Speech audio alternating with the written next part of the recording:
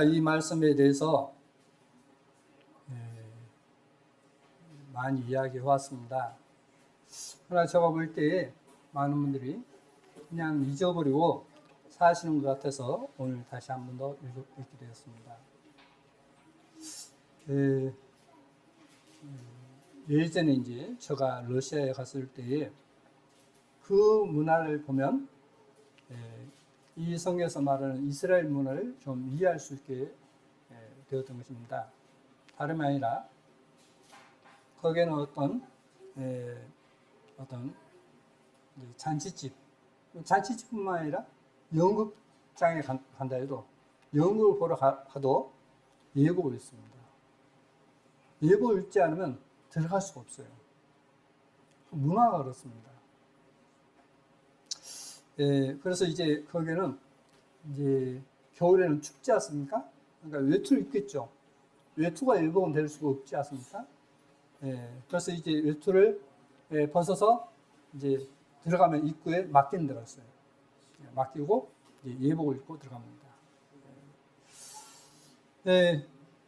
바로 그와 같이 지금 이 성경에서 말씀해 놓기를 잔치를 베풀었는데 예복을 입지 않았다라고 했습니다.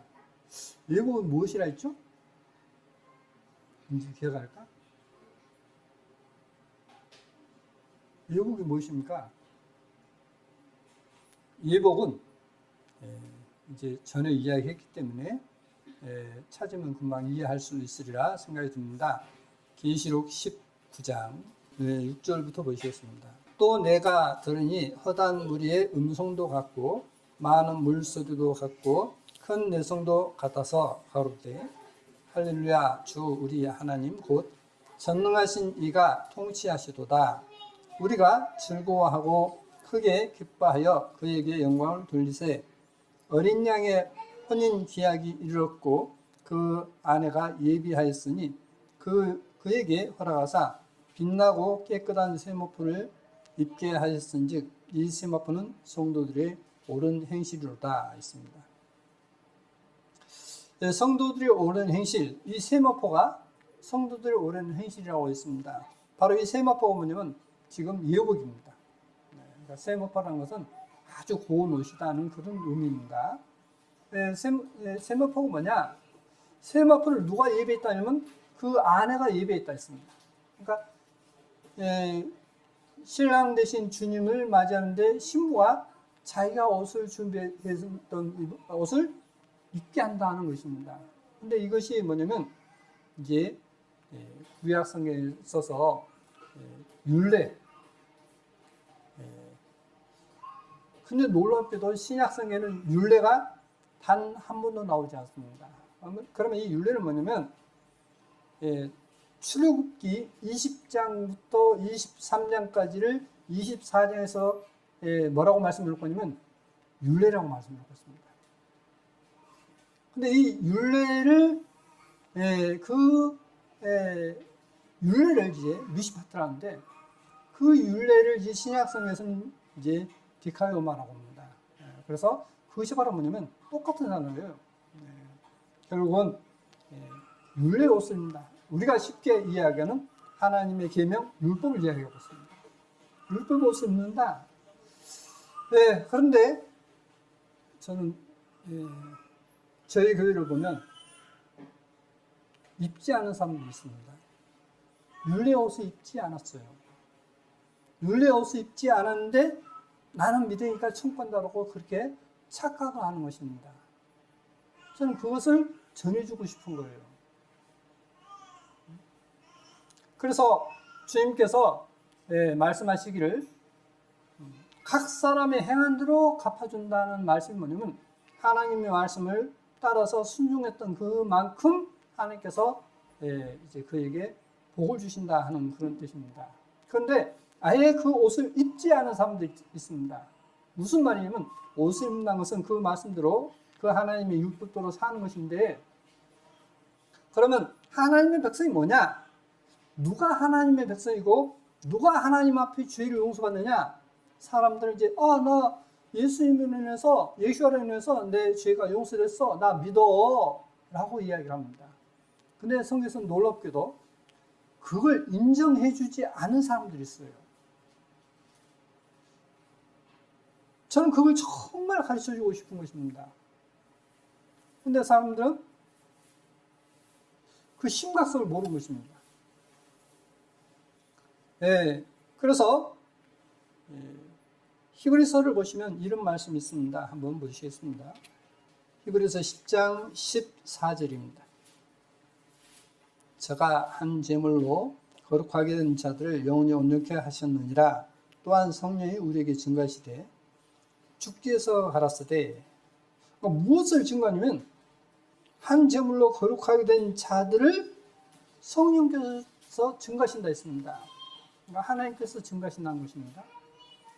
예, 증거하시되 주께서 가라사대 그날 후로는, 여기서 그날이 뭐냐면 실은 원어에는 복수입니다. 그날들, 예, 더 정확한 표현은 그 각 사람의 날들 이렇게 되어 있습니다. 그러니까 각 사람이 주님을 영접한 날입니다. 각 사람이 주님을 영접하는데 어떤 모습으로 영접한 사람을 가리키고 있느냐 하는 것입니다. 주께서 가라사대 그날 후로는 저희와 세울 언약이 이것이라 하시고 내 법을 저희 마음에 두고 저희 생각에 기록하리라 하신 후에, 자, 주님께서 한 제물로 영원히 용서했다라고 하는데 그것을 어떻게 하느냐? 그렇게 해서 그를 내 백성으로 삼으셨다는데 그걸 하나님께서 어떻게 증가하시느냐? 그 각 사람의 날들이 있는데 그 날들에 내 법 넘었습니다. 율법이죠. 내 율법을 저희 마음에 두고 저희 생각에 기록하리라 했습니다. 그러니까 마음에 하나님의 법이 기록된 사람, 그래서 그 법대로 살고자 하는 그 사람을 가리켜서 지금 설명하고 있습니다. 기록하리라 하신 후에, 자, 기록되었으면 또 저희 죄와 저희 불법을 내가 다시 겪지 아니하리라 하였으니, 자, 기록된 그 사람에게는 죄와 불법을 기억지 않겠다 했습니다. 그러니까 무슨 말이냐면, 여러분이 어린아이를 훈육할 때, 자녀를 훈육할 때 아이가 거짓 푸는단 말입니다. 제가 한번 예를 들겠습니다. 예전에 저기 매곡동에서 이제 아이가 있는데 아주 우량아예요. 근데 그 어머니께서 뭐라고 하냐면 아이가 참 고집 피우고 말이 안 된다는 겁니다. 그러니까 버릇을 좀 잡아달라는 거예요. 그래서 그러면 좋습니다. 제가 한번 버릇을 잡겠습니다. 그랬어요. 그래서 어린아이에게 말귀를 알아먹는, 그러니까 한 3살 좀 더 지났을 것 같습니다. 3살 좀 됐을 거예요, 아마. 너에게 말 잘 듣는 약 주마. 손 내봐. 그러니까 손 내는 거예요. 그래서 손을 제가 이 손바닥으로 그 아이의 손을 딱 펴놓고 여지없이 한 때려버렸어요. 그러니까 울죠. 너 엄마 말 잘 듣을 거야, 안 듣을 거야? 하니까 막 또 하는 겁니다. 그래서 2번째. 아니야. 약 더 줄게. 그래서 또 탁 손바닥 때렸어요. 그러니까 또 더 울죠. 말 잘 들려, 안 들려? 하니까 또 말 안 하는 겁니다. 3번째. 손바닥을 때렸어요. 너 엄마 말 잘 듣을 거야, 안 들을 거야? 하니까 훌쩍거리면서 잘 들 겁니다 하는 거예요. 만약에 또 안 듣는다 했으면 또 때렸겠죠? 그 마음에 하나님의 율법이 기록되는 사람은 하나님께서 이제 더 이상 징계를 내리지 아니하시고 그에게 용서마, 내 죄를 기억지 않으마 라고 말씀을 놓고 있는 것입니다. 그 마음에 기록되고 난 다음에 주님은 그 죄를 기억지 않겠다 했습니다. 그것이 바로 뭐냐면 회개입니다. 회개가 뭐예요? 이제 하나님 앞에 하나님 제가 정말 잘못했습니다. 내가 하나님 법대로 살겠습니다 하는 거 회개지 않습니까? 자, 여러분이 주님을 영접하실 때에 정말 회개한 적이 있습니까? 없습니까? 있죠. 어떻게요? 하나님 앞에 납작 엎드렸어요. 살만 주십시오. 내가 그러면 다시는 하나님의 말씀을 거역하지 않고 지키겠습니다라고 하는 무언의 하나님과의 약속이 있었죠. 그 약속을 왜 깨냐는 거예요. 그 약속이 없는데 왜 믿음으로 인정해 주느냐는 겁니다. 여러분 인정해 주는 순간 여러분은 그런 사람을 지옥 가게 만들 겁니다. 그래서 18절에 이렇게 되어 있습니다. 17절부터 다시 보시겠습니다. 또 저희 죄와 저희 불법을 내가 다시 겪지 아니하리라 하였으니 이것을 사하셨은즉 다시 죄를 위하여 제사 드릴 것이 없느니라. 제사는 뭐 때문에 드리죠? 하나님 앞에 죄 용서밖에 드리지 않습니까? 그런데 마음에 이제 하나님 법이 딱 기록된 사람은 이제 다시는 기억지 않고 죄를 기억지 않고 죄를 위해서 제사 지을 필요 없다라고 말씀하고 있습니다. 그러면 여기서 지금 말씀하시는 내용은 예레미야 31장 33절을 인용한 내용입니다. 한번 보시겠습니다. 예레미야 31장 나 야훼가 말하노라. 그러나 그날 후에 내가 이스라엘 집에 세울 언약은 이러하니 곧 내가 나의 법을 율법을 토람들에게 나의 율법을 그들의 속에 두며 그 마음에 기록하여 나는 그들의 하나님이 되고 그들은 내 백성이 될 것이라. 자, 하나님의 백성은 어떤 사람이 하나님의 백성이 된다고요? 마음에 하나님 법이 기록된 사람, 마음에 하나님의 율법이 기록된 사람이 하나님의 백성이 된다. 그리고 나는 그들이 하나님이 될 것이다 라고 말씀하고 있습니다. 그런데 마음에 하나님 법이 기록되지 않았으면 어떨까요? 항상 하나님 법을 무시하고 하나님을 멸시하고 사는 것입니다. 그래서 이사야 51장에 또 이렇게 말씀을 놓고 있습니다. 유사한 말씀으로서 이사야 51장 7절 의를 아는 자들아 마음에 내 율법이 있는 백성들아 너희는 나를 듣고 사람의 비방을 두려워 말라. 사람의 비방에 놀라지 말라.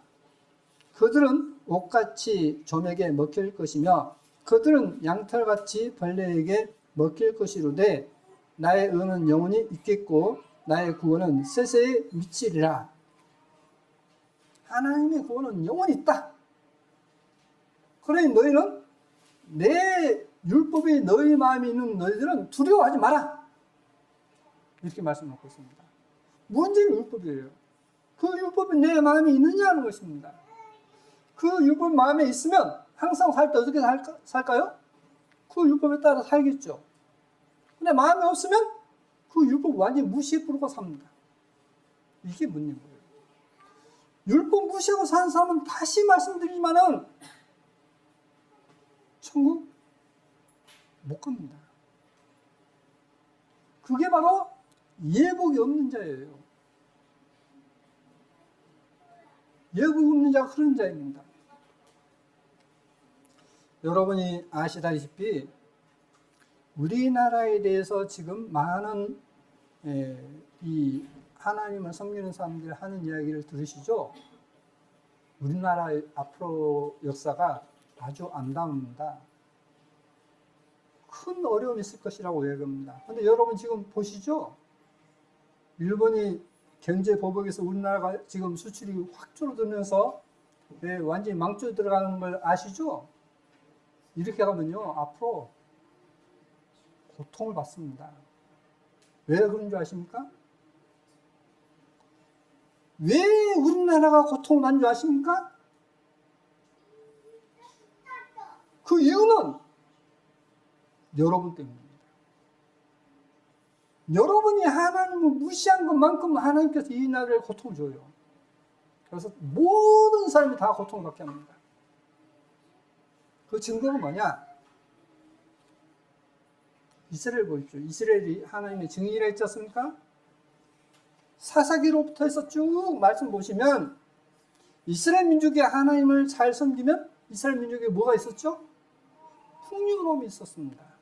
농사도 잘 되고 적군이 쳐들어오지도 못하고 쳐들어왔다고도 도망가서도 오히려 그들이 피하기도 하고 이랬습니다. 근데 이스라엘 민족이 죄를 지으면 어떻죠? 아무리 많은 것을 준비했어도 그냥 패해버립니다. 그냥 노예가 돼버려요. 그냥 약탈당해버립니다. 근데 우리나라가 어떻죠, 지금? 하나님을 믿는 많은 사람들이, 그것도 거듭났다는 사람들마저도, 하나님 앞에 회개했다는 사람마저도 회개하기 전의 모습으로 돌아가버리고 있다는 겁니다. 그러고서 믿는다고 합니까? 아닙니다. 이것은 지옥 가는 거예요. 자기 스스로 속이는 것입니다. 하나님을 우습게 보는 거예요, 지금.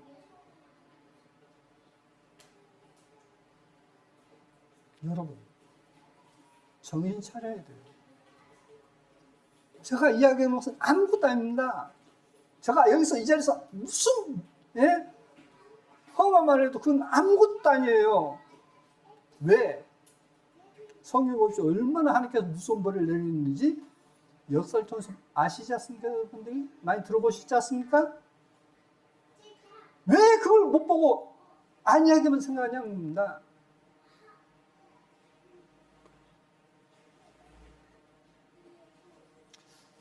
저는 그 이유를 한번 생각해 볼 시간을 갖겠습니다. 하나님 앞에 나라고 하는 자는 어떤 자인가 하는 것입니다. 하나님 앞에 나라는 자가 어떤 사람인가? 하나님 앞에 나라는 자가 어떻습니까?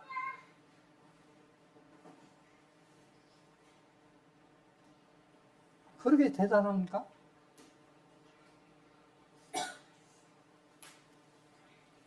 한번 제가 준비한 것을 가지고 말씀드리겠습니다. 예수께서 마태복음 15장에 예수께서 거기서 나가사 두루와 시돈 지방으로 들어가시니 가난한 여자 하나가 그 지경에서 나와서 소리질러 가로되 주 다윗의 자손이여 나를 불쌍히 여기소서 내 딸이 흉악히 귀신 들렸나이다 하되 예수는 한 말씀도 대답지 아니하시니 제자들이 와서 청하여 가로되 그 여자가 우리 뒤에서 소리를 지르오니 보내소서. 예수께서 대답하여 가라사대 나는 이스라엘 집에 잃어버린 양 외에는 다른 데로 보내심을 받지 아니하노라 하신대 여자가 와서 예수께 절하며 가로되 주여 저를 도우소서. 대답하여 가라사대 자녀의 떡을 취하여 개들에게 던짐이 마땅치 아니하니라. 여자가 가로되 주여 올소이다마는 개들도 제 주인의 상에서 떨어지는 것으로 떨어지는 부스러기를 먹나이다 하니. 자, 이 여인이 자녀를 위해서 주님께 청합니다. 근데 주님께서 들은 척 만창하셔요. 그러니까 제자들이 보고는 저 여인을 좀 보내주십시오. 그러니까 그 청을 들어주셔서 보내주십시오 라고 말씀하십니다. 그러니까 주님께서 뭐라고 하시냐면 자녀의 떡을 취해서 개들에게 던진 마땅치 않다 라고 하십니다. 그러니까 이 여인을 가리켜서 어떤 자라고요? 가난한 여인을 가리켜서 이스라엘 백성이 아닌 가난한 여인을 가리켜서 어떤 자라고요? 너는 개야 하는 겁니다. 자, 여러분이 주님 앞에 무엇을 청하러 갔습니다. 근데 너는 개야 하면 어떨까요? 예, 저는 개입니다 라고 하겠습니까?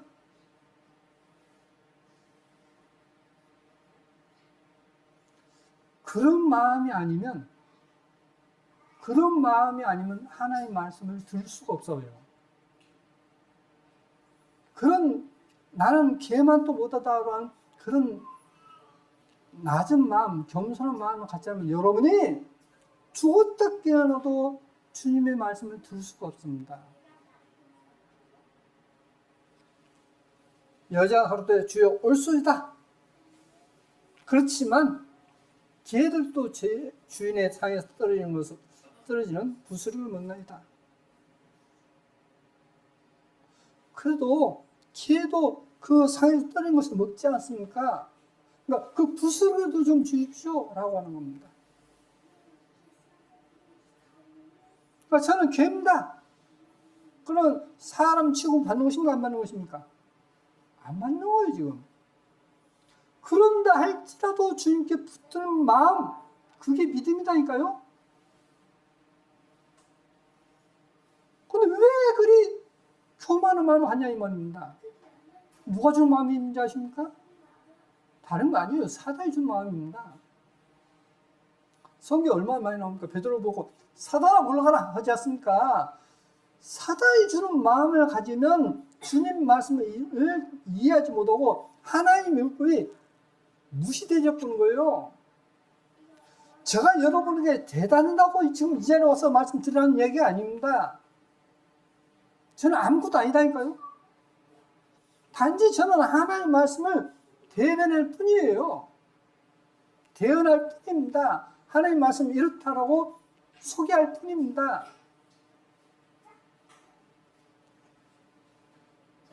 자, 이렇게 하나님 앞에 저는 개입니다 라고 하니까 이에 예수께서 대답하여 가르칠 때 여자야 내 믿음이 크도다 내 소원대로 되리라 하시니 그 시로부터 그의 딸이 나으니라. 자, 그런 낮아진 마음 뭐라고요? 내 믿음이 크다라고 하십니다. 그게 바로 믿음이라고 가르치고 있어요. 믿음이라고. 근데 사람들은 요즘에 뭐 인권 하니까 막 자신이 뭐 대단한 것처럼 하는 거예요. 천만에요. 인권 팔아먹고 자기가 굴마하고자 하는 이야기지 여러분이 뭐 대단해서 뭐 인권 부르는 게 아닙니다. 나는 깁니다. 그것도 양반이에요 지금. 성경에서 보면요. 레위기 13장에 문둥병에 대해서 말씀해 놓고 있습니다. 한번 보시겠습니다. 사람의 피부에 무엇이 돋거나 딱지가 않거나 색점이 생겨서 그 피부에 문둥병같이 되거든 곧 제사장 아론에게나 그 자손 중 한 제사장으로 데리고 갈 것이요. 제사장 그 피부의 병을 진찰할지니 환체의 털이 휘어졌고 환처가 피부보다 우묵하여졌으면 이는 문병의 환처라. 제사장이 진단하여 그를 부정하다 할 것이요. 피부에 색점이 희거나 우묵하지 아니하고 그 털에 희지 아니하면 제사장은 그 환자를 7일 동안 금고할 것이요. 그러니까 가둬둘 것이고 7일 만에 제사장은 그를 진찰할지니 그의 보기에 그 환자가 변하지 아니하고 병색이 피부에 퍼지지 아니했으면 제사장은 그를 또 7일 동안 금고할 것이며 가둬둘 것이고 7일 만에 제사장이 또 진찰할지니 그 환자가 엷어졌고 병색이 피부에 퍼지지 아니했으면 피부병이라 제사장이 그를 정하다 할 것이요 그는 옷을 빨 것이니라. 그리하면 정하리라. 그러나 정결한 여부를 위하여 제사장에게 보인 후에 병이 피부에 퍼졌으면 제사장에게 다시 보일 것이요 제사장은 진찰할지니 그 병이 피부에 퍼졌으면 그를 부정하다 진단할 것이라. 이런 문병입니다. 사람에게 문병이 들었거든 그를 제사장으로 데려갈 것이요 제사장은 진찰할지니 피부에 흰 점이 돋고 털이 휘어지고 거액이 난육이 생겼으면 이는 그의 피부에 오랜 문병이라. 제사장이 부정하다 진단할 것이요 그가 이미 부정하였은즉 금고하지 않을 것이며 제사장이 보기에 문병이 그 피부에 크게 발했으되 그 환자의 머리부터 발까지 퍼졌거든 그가 진찰할 것이요 문둥병이 과연 그 전신에 퍼졌으면 그 환자를 정하다 그러니까 깨끗하다 할지니 다 휘어진 자인즉 정하거니와. 희한하죠. 문둥병이 어느 한 곳에 걸렸으면 부정하다. 머리끝부터 발끝까지 전체가 문둥병이 걸렸으면 정하다. 이게 뭔지 아십니까?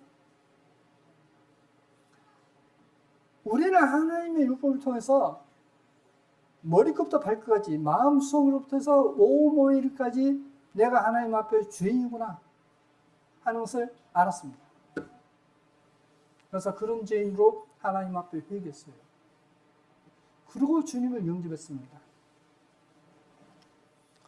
그런데 여기서 이제 그 뒤가 문제입니다. 아무 때든지 그에게 난육이 발생하면 그는 부정한 즉 제사장의 난육을 보고 그를 부정하다 진단할지니 그 난육은 부정한 것인즉 이는 문둥병이며 그 난육이 변하여 다시 휘어지면 제사장에게로 갈 것이요 제사장은 그를 진찰하여서 그 환자가 휘어졌으면 환자를 정하다 할지니 그는 정하니라. 자, 무슨 이야기냐면 문둥병에 걸렸으면 부정하다. 머리끝부터 발까지 문둥병이 다 걸렸으면 정하다. 근데 정하다 했는데 그 다음에 다시 난육이 생기면 어떤 문들이 있으면 부정하다. 그 문들이 있던 데가 다시 휘어졌으면 완전히 문병으로 덮어졌으면 정하다. 이게 뭔지 아십니까? 이것이 바로 우리 자신이 하나님 앞에 내가 얼마나 죄인인가, 머리끝부터 발까지 죄인이라고 생각하는 그 사람에게 정하다 하는 것이고, 그랬다 해도 나중에 그래도 나는 어딘가 선해, 나는 저 사람보다 나아, 나는 이런 깨끗한 부분이 있어 하면 그 사람은 부정하다는 뜻이에요.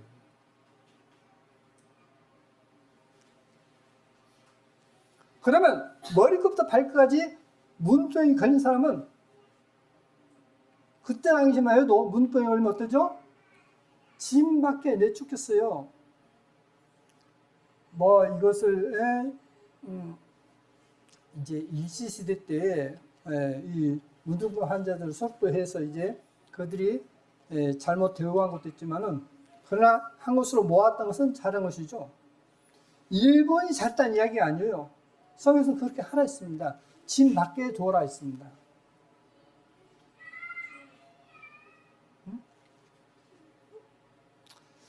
그것은 하나님의 교회 안에 들 수 없다는 뜻이에요. 머리끝부터 발까지 다 문둥병인 사람은 쫓겨날 수밖에 없는 그런 성경에서는 죄인입니다. 그런 사람은 하나님이 정하다, 깨끗하다 라고 말씀하셔요. 근데 나는 깨끗해, 난 저거보다 저 사람보다 나아 라고 하는 생각을 갖는 순간 주님은 그 사람을 부정하다 하는 것입니다. 부정하다. 자, 그럼 보십시오. 우리 자신이 나는 저 사람보다 나아 하는 그런 마음을 갖고 삽니까?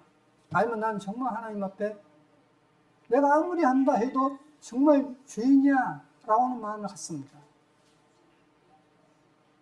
그런데요, 놀라운 것은 진짜로 머리끝부터 발까지 문둥병이 걸렸다라고 하면요, 어떤 일이 벌어진 줄 아십니까? 정하다 하는 말씀처럼 진짜로 그 사람 마음이 깨끗해져 버립니다. 깨끗해져 버려요. 그건 신앙의 경험입니다. 정말 마음이 깨끗해집니다. 그런데 왜 더러운 마음을 갖느냐? 하나님 앞에 완전히 엎드리지 않은, 완전히 죄인으로서 엎드리지 않기 때문에 더러운 마음이 있는 것입니다.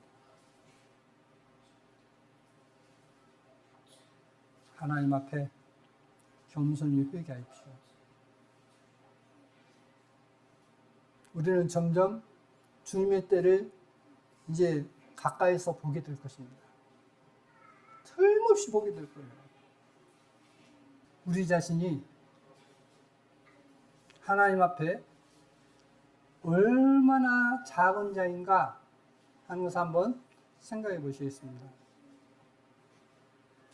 이사야 40장 15절에 보라 그에게는 열방에 세계 모든 나라, 세계 모든 민족, 그에게는 열방은 통의 한 방울의 물 같고 저울에 적은 티끌 같으며 솜들은 떠오르는 먼지 같으니. 이사야 40장 15절에 이렇게 되어 있습니다. 자, 열방, 세상 모든 나라는 통에, 그릇에 통에 한 방울 물 같다 했습니다. 그러면 한 통에 물이면 어떻습니까? 큰가 작습니까? 작다는 얘기죠. 이 세상 모든 나라, 모든 민족은 하나님 보시기에 통에 한 방울 물 같다라고 표현했어요. 근데 정말 이 세상 모든 나라가 하나님 앞에는 하나의 물방울 같을까요? 한번 보시겠습니다. 1990년 2월 14일 발렌타인데이에 일어난 일이다. 보이저호는 처음으로 카메라를 돌려 지도를 촬영한다. 이 사진이 바로 40AU에서 바라본 지구의 모습이다. 저 파란색 점, 스마트폰 스크린에 묻은 먼지만큼 작아 보이는 이 작은 점이 우리들의 지구다. 이 사진을 받아본 칼 세이버는 사진의 제목을 창백큼 작아 보이는 이 작은 점이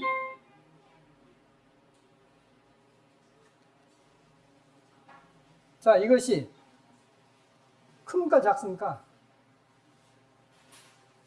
그냥 정말 점이죠. 우리가 사는 이 지구가 우주에서 보면 그야말로 적은 점이에요. 40AU라는 말은 무슨 말이냐면 1AU가 태양에서 지구까지 거리예요. 태양에서 지구까지 거리가 하면 1억 5천만 킬로미터입니다. 1억 5천만 킬로미터 약간 못 됐는데요. 그러면 40AU면 얼마죠? 60억 킬로미터예요. 이 지구로부터 60억 킬로미터에서 지구를 바라봤어요. 그러니까 얼마냐면 지구가 그야말로 그냥 딱 찍어놓은 점이에요. 이게 은하계 안에서 그렇습니다. 지금 그러니까 태양계 안에서 볼 때 이래요. 지금 태양계 안에서 볼 때. 그러면 은하계 안에서 보면 어떨까요? 보이도 않아요. 보이도 않아요. 그러면 은하계가 또 모인 은하군 안에서 보면 또 어떨까요? 먼지도 큰 거예요. 먼지도. 그러면 은하군이 또 모여서 대우주를 하는데, 그럼 대우주는 어떨까요? 대우주에서 우리 지구는 거의 있으나 마나입니다. 그 안에서 우리는 하나님 앞에 어떠한 자세를 취할 것이냐 하는 것입니다. 성경에서 묻는 것이.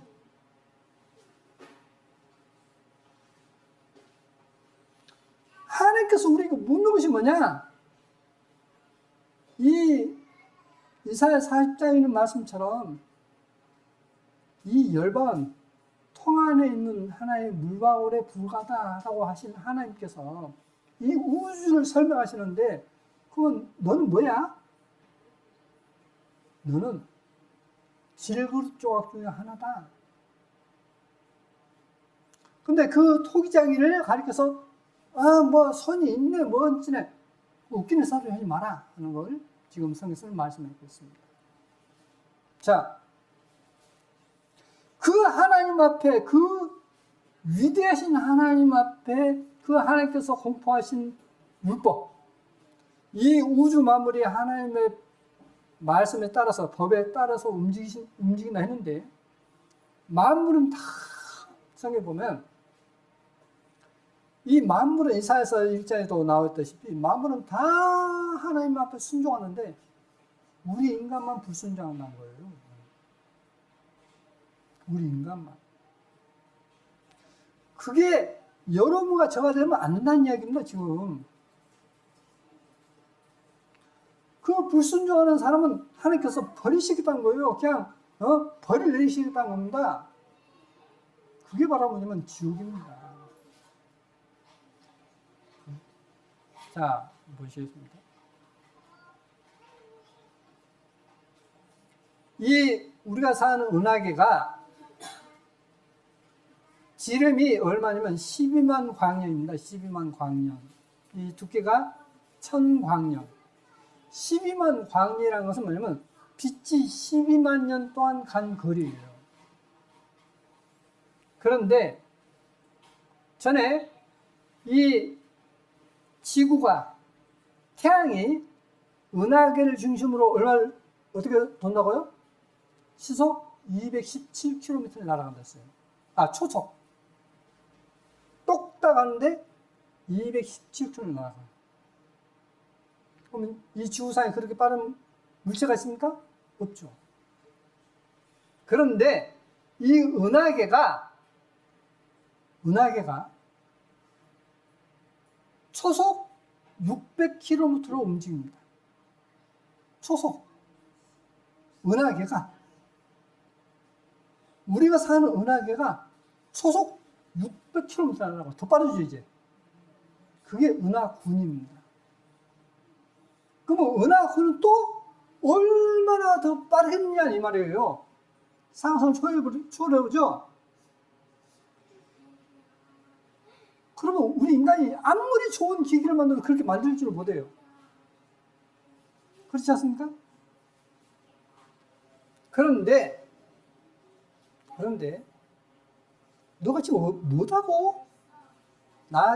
하나님께서 말씀이 뭐냐면 너가 뭐라고 지금 내 앞에 자고하느냐, 스스로 높아져 있느냐라고 묻고 있습니다. 높아져 있기 때문에 하나님의 율법을 무시하고 사는 거예요. 여러분, 하나님의 율법을 무시한 사람은 지금은 저한테 이렇게 좀 꾸중 듣는 말을 하는 것 같고 어떤 이런 말 듣지만 나중에는요, 이제 여러분이 싹싹 빌어도 이제 나는 나와 상관이 없다라고 주님이 말씀할 때가 온다. 그런 일을 막자는 거죠, 지금.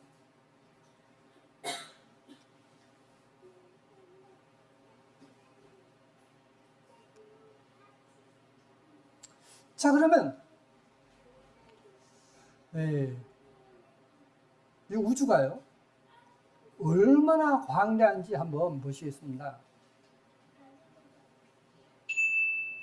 미국의 작가 폴 후케는 이런 말을 했었다. 하늘의 별이 1000년에 한 번 나타났다면 사람들은 모두 모여 별을 보고 이곳을 바라본다면 뭐가 보일까? 허도 되지 않는 나에게 당연히 시커먼 하늘밖에 흔들어 하늘을 보자. 그리고 한 변이 1mm 정도 되는 작은 사각형을 만들어 보자. 사실 이것도 너무 크다. 바늘이 있다면 팔을 쭉 뻗어 하늘에 대보자. 저 바늘구멍으로 무엇이 보이는가? 시력이 1.0도 되지 않는 나에게 당연히 시커먼 하늘밖에 보이지 않는다. 그렇다면 세상에서 제일 좋은 눈으로 이곳을 바라본다면 뭐가 보일까?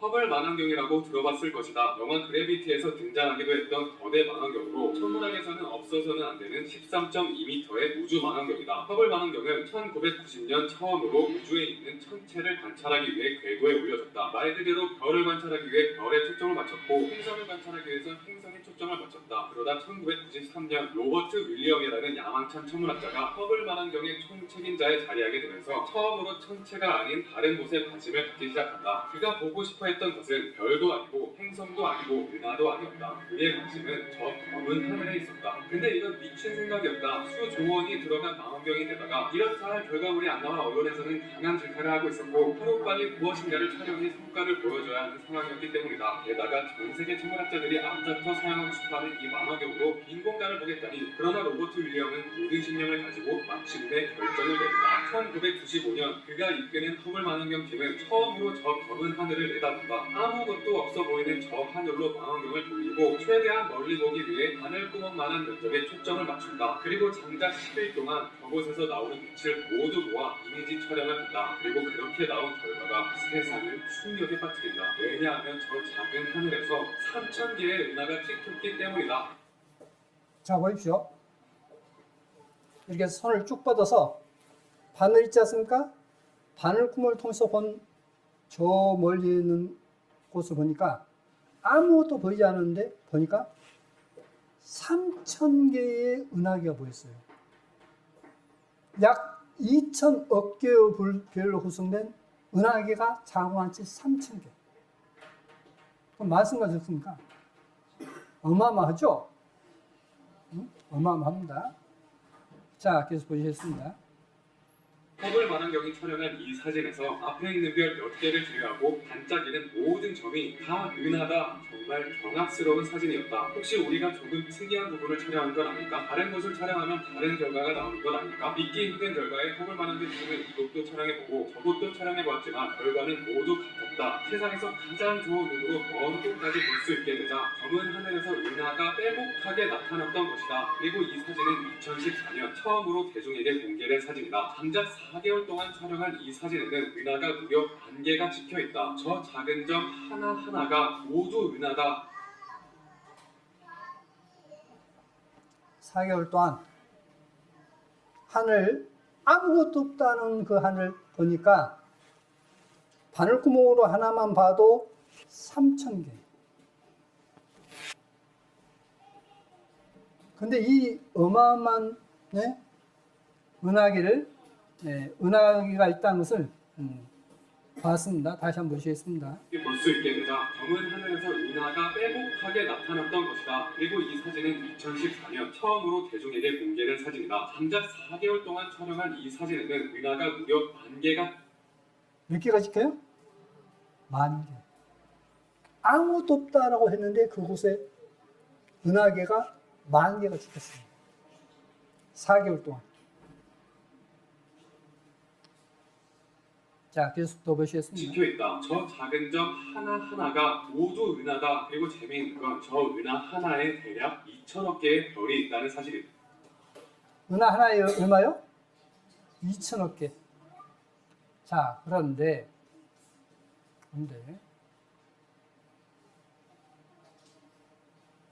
욥기 26장 7절에 이런 말씀이 있습니다. 그는 하나님은 북편 하늘을 허공에 펴시며 땅을 공원에 다시며 라고 되어 있습니다.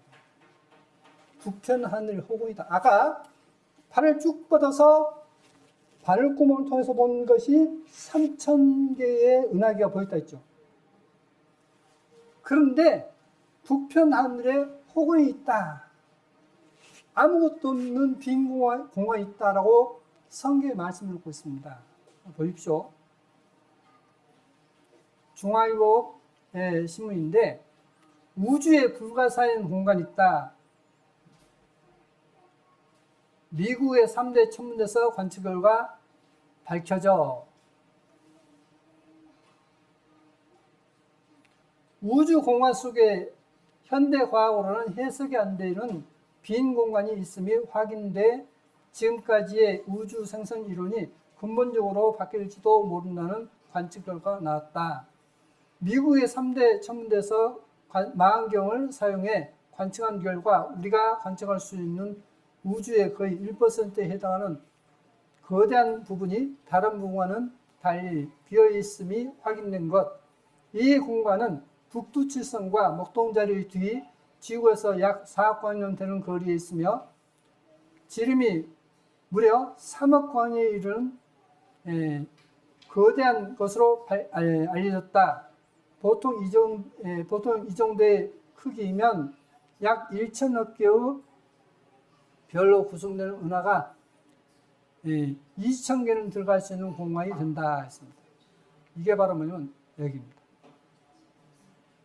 북두칠성이 있고 왕관자리, 목동자리 있는데 그 뒤쪽에 지구에서 4억 광년, 지름이 3억 광년. 그러면 어마어마하게 크죠, 이렇게. 아까 바늘구멍과 하는 거 비교해서 크지 않습니까? 이 큰 공간이 진짜 북쪽한데 어떠다고요? 비어있습니까? 안 비어있습니까? 비어있죠. 그러면 하나님의 말씀이 거짓말입니까? 참말입니까? 참말이죠. 그러면 이 욥기가 지금부터 얼마 전에 기록된 것이냐면 지금부터 대략 기원 전 1500년경에 기록된 성경이라고 되어 있습니다. 성경 보면 기원 전 1500년경에 우주 천체망원경이 있었습니까? 없었죠. 우주 천체 만국이 없는데 바늘구멍을 통해서 그렇게 3,000개라는 은하가 보이는데, 예? 천체 만국을 통해서 우주로 보니까 별이 있어요, 없어요? 없지 않습니까? 자, 여러분 별 하나를 찾으고 삽니까? 별 하나가 아니라, 예? 고작 해봐야 몇 평 안에서 살고 있는 겁니다. 부자가 얼마나 부자이며, 예? 가난해도 뭐, 예, 부자나 가난한 사람이 누워서 잠자는 날은 똑같아요. 한 평도 못 되는 그 잠자리를 차지하고 있는 것입니다. 우주와 만물을 만드신, 우리말에는, 예, 개혁성경에는 신이라고 했지만, 우주와 만물을 지신 하나님께서는 천지의 주제시니, 손으로 지은 전에, 이런데, 템플이라고 되어 있습니다. 손으로 지은 성전에 계시지 아니하시고라고 되어 있어요. 이 우주 만물을 지신 하나님은 인간의 손으로 지은 성전에 계시지 않는다. 하나님은 그렇게 조그마한 문으로 생각지 말라는 뜻입니다, 지금. 저 하늘 나의 보좌요, 이 땅은 하나님의 발 올리는 상이라 있습니다. 발등상이라 있어요. 그 하나님 앞에, 여러분, 그 하나님 앞에 우리 자세가 어때야 되죠? 그 크신 위대하신 하나님 앞에 우리는 어떤 자세가 되어야 되겠습니까? 계시록 1장에 바로 요한이 예수를 딱 만나 보자마자 땅에 엎드려서 죽은 자 같이 되어버렸습니다. 납작 엎드렸어요. 하나님을 직접 보자마자. 그러면 요한이 사는 것이 잘못 살아서 그러느냐? 아니에요. 예수의 한량과 나라와 참음에 동참한 자라고 되어 있습니다. 그렇게 하나님 앞에 열심히 살았던 사람이 직접 주님을 뵐 때에 그냥 납작 엎드려서 죽은 자가 되어버렸다 했습니다. 한번 보십시오. 계시록 1장 8절입니다. 주 하나님이 가라사대 나는 알파와 오메가라 이제도 있고 전에도 있었고 장철저요 전능한 자라 하시더라. 나 요한은 너희 형제요 예수와의 환난과 나라와 참음에 동참한 자라.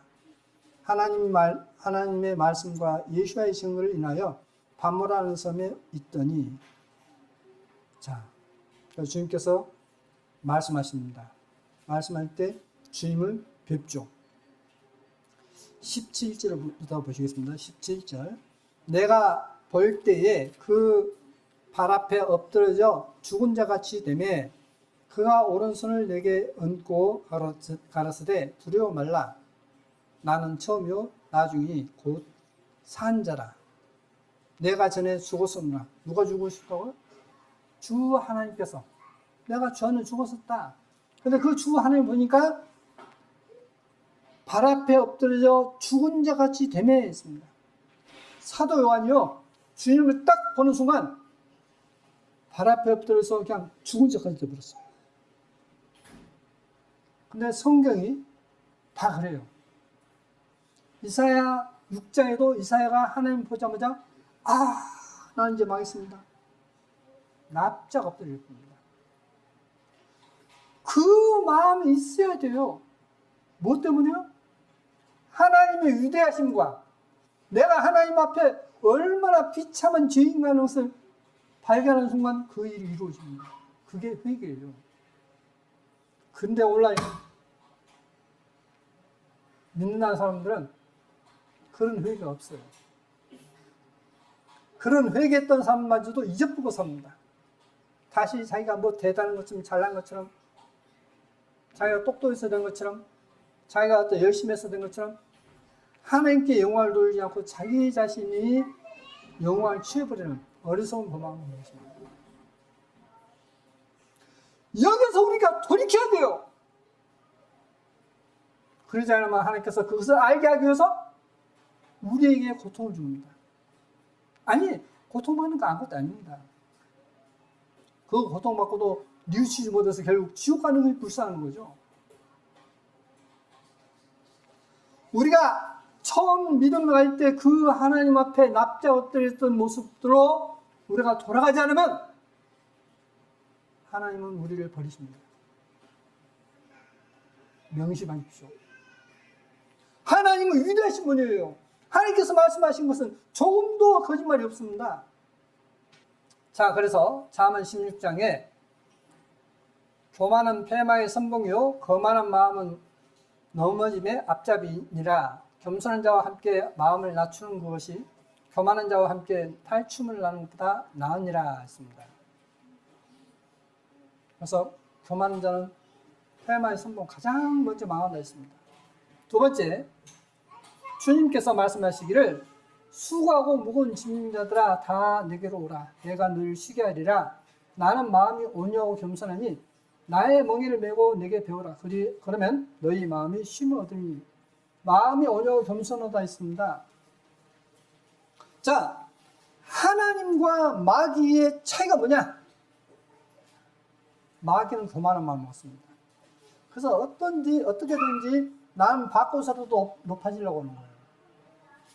자기가 부유하려고 하는 겁니다.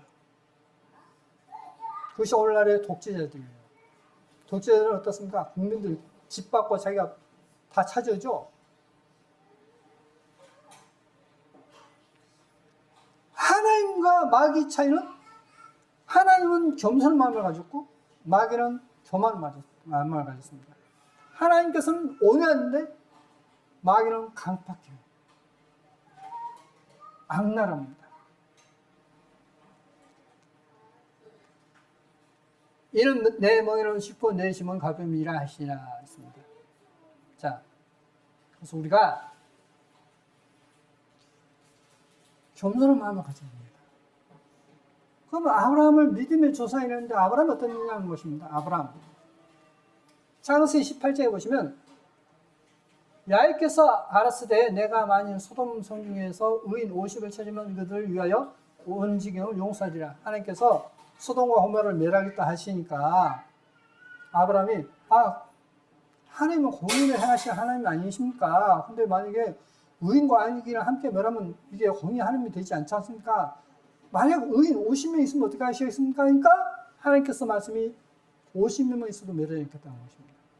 그리고 두 번째 말씀을 드리는데 뭐라면 아브라함이 말씀하여 가로되 티끌과 같은 나로도 감히 죽게 권하이다. 자신을 뭐라고요? 티끌이라 했습니다. 자, 열방은 하나님 앞에 뭐다고요? 하나님의 물방울밖에 안 된다 했죠. 티끌도 큰 거 이게 지금. 여러분이 하나님 앞에 정말 서려면 나는 먼지만도 못한 존재입니다라고 하는 자세로 서야 돼요. 먼지만도 못한 자라는 것을 알면 하나님 말씀을, 하나님 법을 어긴다는 생각을 하겠습니까? 못하겠습니까? 할 수가 없는 겁니다, 이게. 그래서 법을 범할 수밖에 없는 인간이다라고 생각하는 자기를 정죄하는 사람을 성경에서는 디도서 3장에서 그래서 그들을 이단이라고 했던 거예요. 이단. 이 교회를 나고 있어도 이단인 사람이 있는 거예요. 왜? 기가 막히고 안 들어요.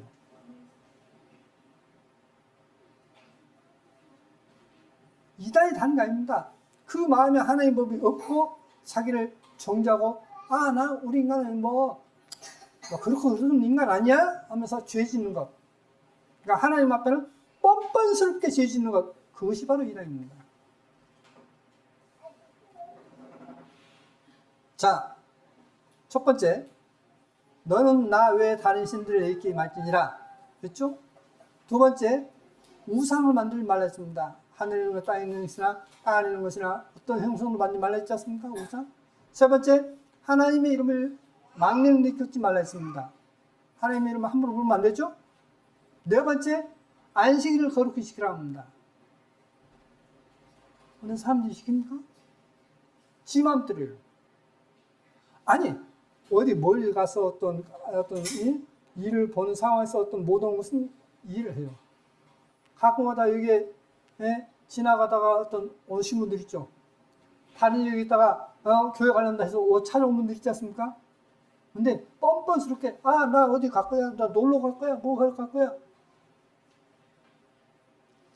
다시 말씀드리면 그 마음에 하나님 율법이 없는 사람입니다. 나중에 정말 일을 갈 것입니다. 성경의 말씀대로 일을 갈게 돼요. 일을. 자신의 어리석음을 한탄하면서 일을 가면서 지옥에서 고통받는 것입니다.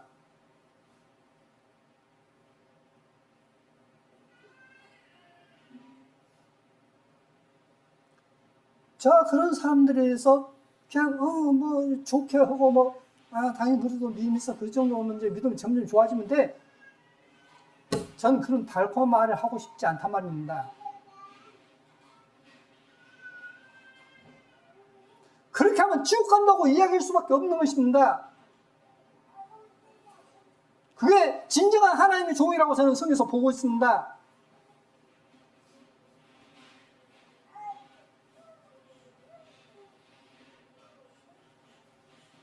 아브라함 같은 마음 자세를 갖기 바랍니다. 하나님, 저는 티끌 같은 존재입니다.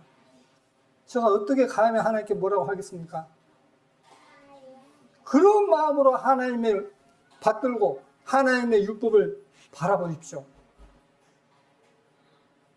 그 사람이 하나님을 두려워하는 그 사람이 하나님께 도움받고 위로받습니다. 자, 이 사람이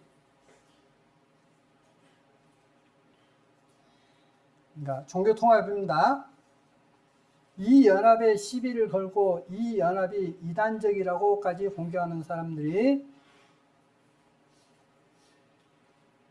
있다는 것을 저도 알고 있습니다. 하지만 정말 제대로 알고 있는 사람은 우리의 차이점에도 불구하고, 그러니까 기독교와 천주교와 어떤 차이점이 있는 것을 불구하고 우리 가톨릭과 개신교가 하나인 것을 압니다. 이 연합에 대해서 대적하는 사람이 바로 오늘날 우리 교회들 핍박하는 사람입니다. 그러니까 종교통합 참여됐다 하는 사람은 우리를 핍박한 자다라고 얘기합니다.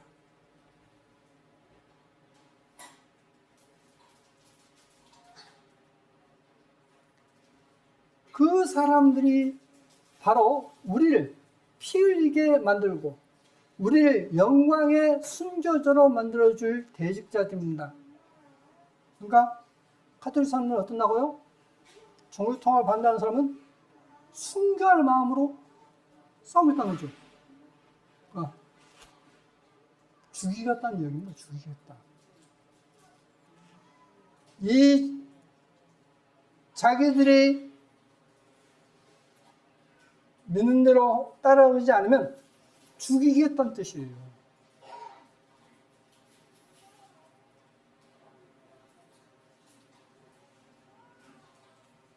자, 그러면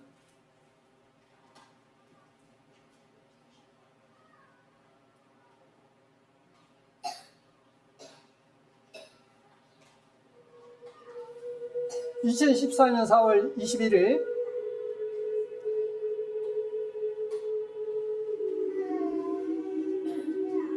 교황이죠.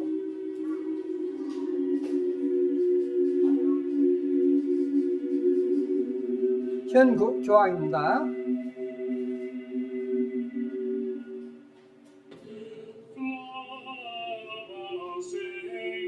루시퍼가 이 불꽃이 타오르는 것을 알게 하옵소서.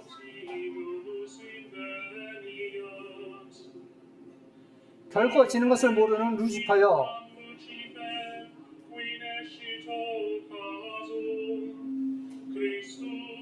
당신의 아들 그리스도,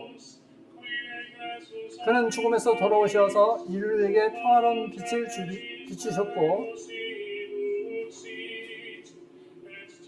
영원히 살아계시며 다스리시나이다. 사실입니다.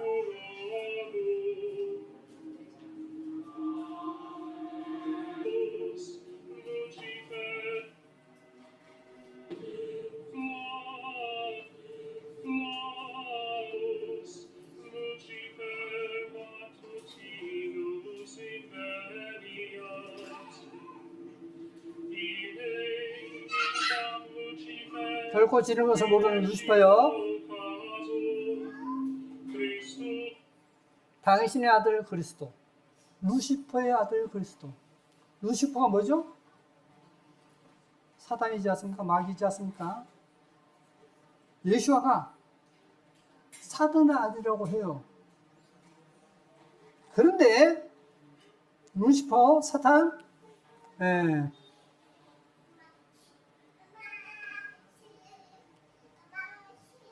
성경에 예언이 됐어요. 성경에.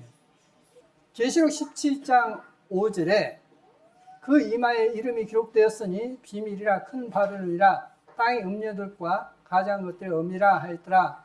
또 내가 보면 이 여자가 성도들의 피와 예수와의 증인들의 피에 취한지라 그가 그 여자를 보고 기이 여기고 크게 기이 여기니 했습니다. 그 이마에 이름이 기록됐다 했죠? 큰 바벨론이나 땅의 음녀들. 음녀가 뭐죠? 하나님 아닌 다른 신을 섬기는 사람 음녀라죠? 음녀들이 뭐가 된다고요? 가증한 것들의 어미다 했어요. 우두머리라 했어요. 음녀들, 마귀를 섬기는 우두머리다라고 했습니다. 근데 그 이마에 이름이 기록되는데 큰 바벨론이 있다 했습니다. 성도들의 피와 예수의 증인들의 피에 취한 자라 했습니다. 많은 기독교를 죽인다 했습니다.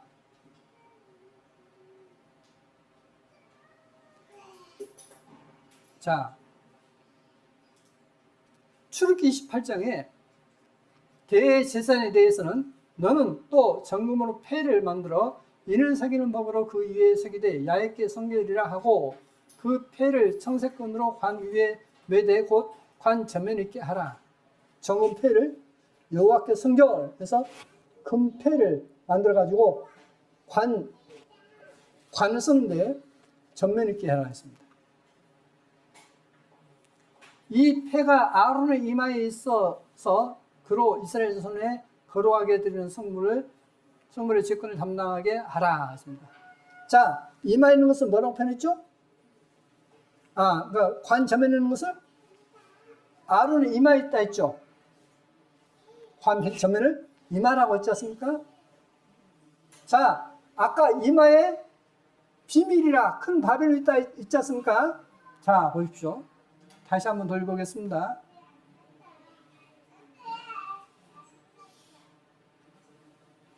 그 이마에 이름이 기록되었으니 비밀이라 큰 바벨론이라 했지 않습니까? 자, 큰 바벨론이 뭐냐? 바벨론이. 다니엘이 진술하여 가로되 내가 밤에 이상을 보았는데 하늘에 네 바람이 큰 바다로 몰려불더니 큰 짐승 넷이 바다에서 나오는데 그 모양이 각각 다르니 첫째는 사자와 같은데 독수리 날개가 있더니 있습니다. 첫째가 뭐냐면 다니엘서 7장의 첫째가 뭐냐면 바벨론이죠. 바벨론 왕국을 이야기했지 않습니까? 그것까지 다 설명하려면 시간이 많이 걸리니까 놔두고요. 이게 바벨론을 상징했던 사자의 독수리 날개예요.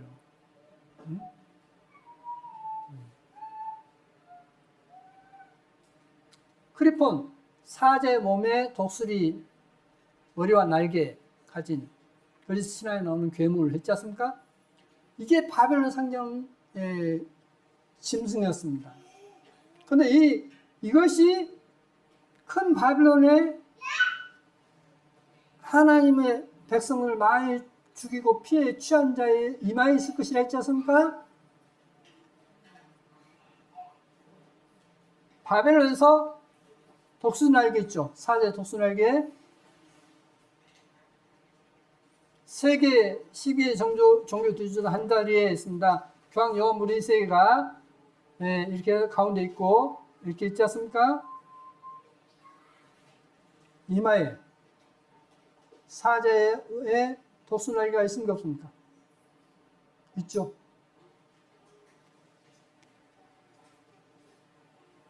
근데 이 사람이 이 종교통합 반대하는 사람은 그들이 우리를 핍박하고 있고 그래서 우리는 그들에게 있어서 우리는 필요의 역수로 죽어서라도 이를 완수하겠다는 순교자가 될 것이다 했어요.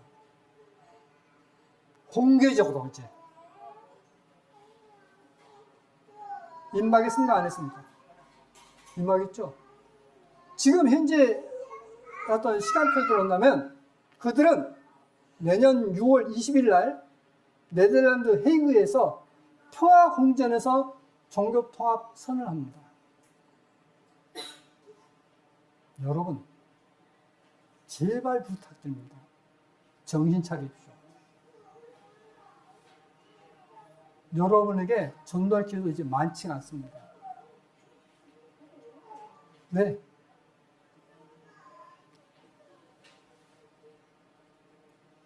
손도다 보면 이 내용이 나오고 이 이야기 하는 사람은 이제 다 죽여요.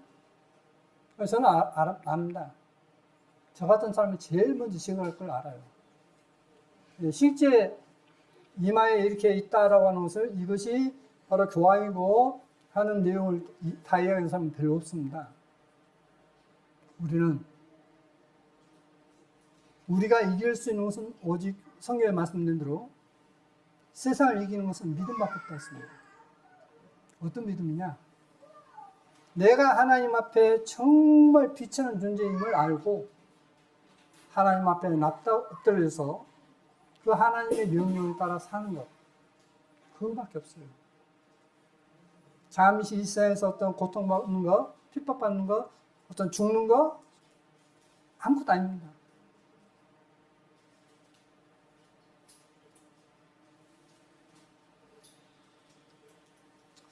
네, 저 개인적으로는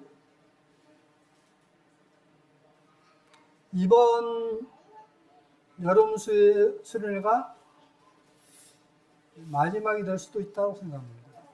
저 개인적으로. 얼마나 주어질지 모르지만은 저는 그런 마음으로 살고 있습니다. 정말 정신 차리십시오. 우리나라 운명이 지금 퉁전무한한 것을 여러분이 잘 아시죠? 중국의 비행기가 어떤 우리 영공을 침범해도 아무 말 안 해요. 이미 중국에 넘어갔습니다. 중국이 공산 국가이죠. 그 공산 국가에서는 얼마나 핍박이 있다는 것을 들어보시지 않습니까? 지지난주에 중국에 한족이 왔다 갔지 않습니까? 그분 가정이 전부 다 믿는 사람들이에요. 그들이 이렇게 이제 예배당에 있어서 모였는데 중국 공산당에서 못 모이게 해가지고 지금은 못 모인대요.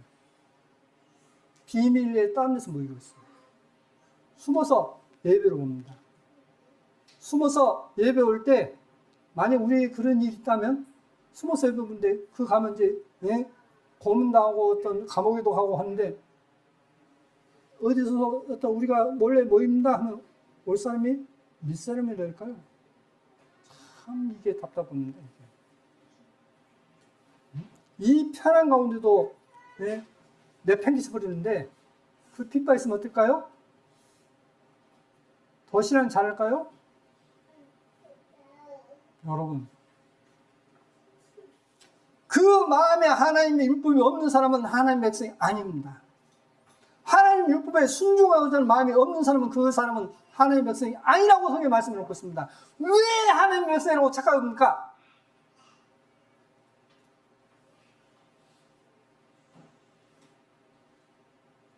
하나님의 율법을 시인하고 하나님 율법을 어긋났던 것에 대해서 하나님 앞에 겸손히 무릎 꿇으십시오. 회개하십시오. 그리고 이제 죽음을 각오하고 하나님의 율법을 살려고 하나님의 계명도 살려고 하십시오. 그렇게 하나님께 구하십시오. 그래서 처음 믿음을 갖기를 바랍니다. 그 처음 믿음대로 가야 돼요. 그래야만 여러분과 저는 아무것도 아닙니다, 이제.